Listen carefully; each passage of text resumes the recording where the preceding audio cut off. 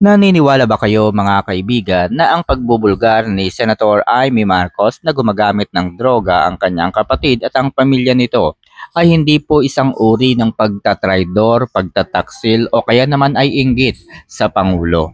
Para sa akin mga kaibigan, ito po ay isang maayos, mahusay at talaga namang intelihenteng estratehiya upang nang sa gayon ay bumaba na lamang sa pwesto ang kanyang kapatid. Dahil nakikita po natin sa dami po ng mga impormasyon, mga data, mga datos na lumalabas ay maaring hindi lamang po impeachment, no, ang maaring sapitin ng kanyang kapatid dahil sa galit ng milyong-milyong mga Pilipino here and abroad ay baka meron pang ibang mangyari sa kanyang kapatid, lalo na't ang ilan sa mga sangkot sa korupsyon na ito ay matataas na opisyal ng pamahalaan. Nandyan po si Executive Secretary Lucas Bersamin, ang kanyang pamangkin na pinagbibintangan po ngayon na kakasuhan ng plunder, di ba?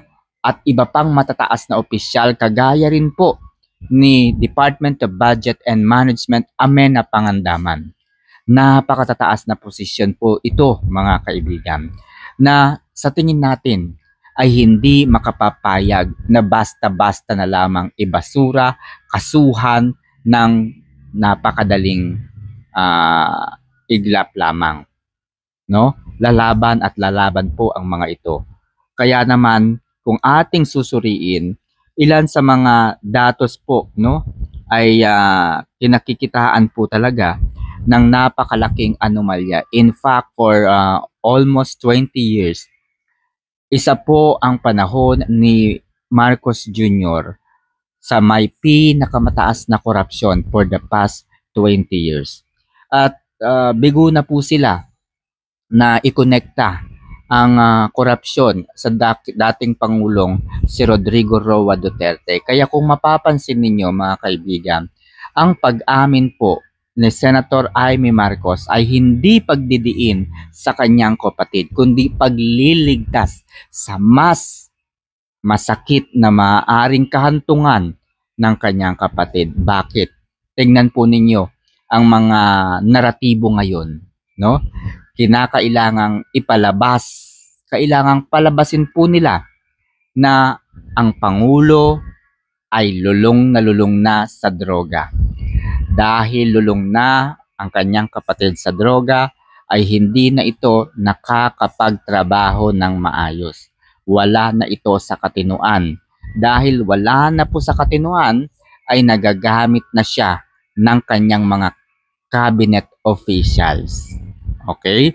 Dahil siya po ay lulong na, hindi na po si Marcos Jr. ang nagpapatakbo sa ating bansa, kundi ito po ay pinatatakbo na, no, ng mga kongresista, ng mga senador, at syempre ng ilan sa kanyang mga cabinet officials. Kung inyong matatandaan at mapapansin, ilang beses po na nag-release ang Malacanang, nag-utos ng courtesy resignation. Sino po ang signatory? Walang iba kundi ang Little President kung tawagin, si Executive Secretary Lucas Bersamin. Okay? So ang nais pong palabasin ngayon ni Amy Marcos, no, at iba pang mga kaalyado ng mga loyalista ay bangag po si BBM.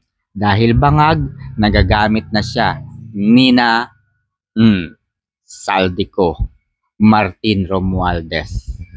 'Di ba? Executive Secretary Lucas Bersamin at syempre Amena Pangandaman.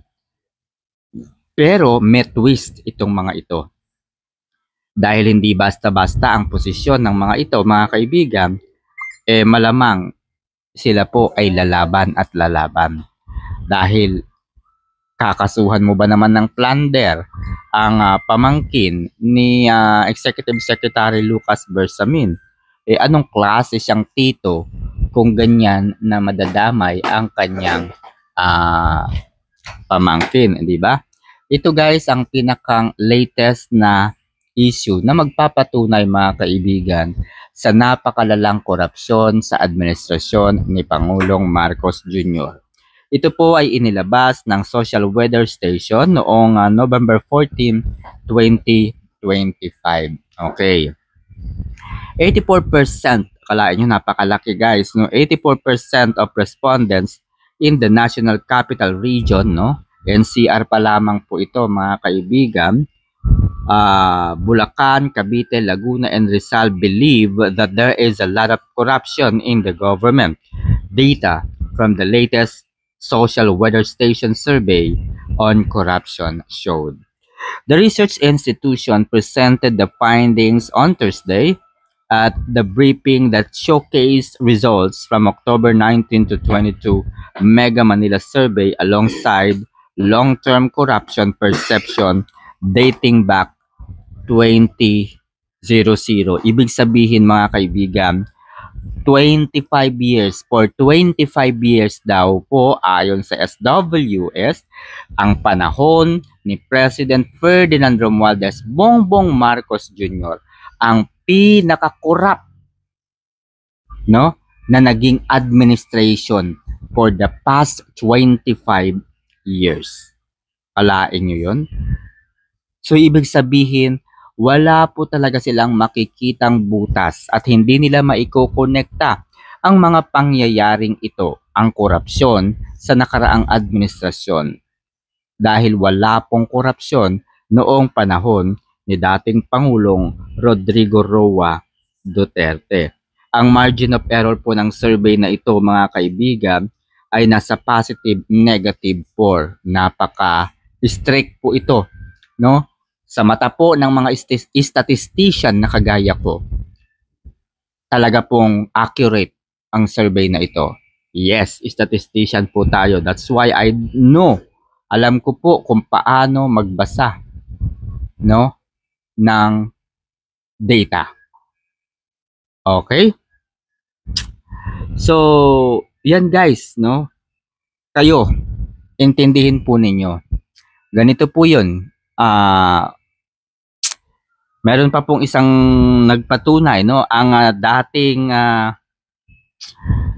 teka, basahin na lamang natin. Sino na nga ba ito? Huwag tayong gumawa ng kwento. Kailangan natin ng data. Ayan, yung budget secretary po ni dating Pangulong Benigno Simeon Aquino. O, di ba? Ito po sinabi niya, panahon talaga. Ito po, kalain mo, former budget chief Butch Abad says budget irregularities under Marcos administration started in 2023. Kalain mo, 2023 daw nag-umpisa ang irregularities sa budget, no, ni Pangulong Marcos Jr. So, wala na pong lusot talaga dito si Pangulong Marcos Jr. Hindi na po ito usapin kung Dilawan, Pinklawan, or whoever. Ito po ay isa na pong talagang corruption. Alright? So yun lamang at maraming salamat. Kung nagustuhan po ninyo ang ating analysis o kung may tanong po kayo o kung meron po kayong data, datos na maipakikita at nais ninyong ipa-analyze sa atin, ay atin pong susubukang ipaliwanag guys. Yun lamang.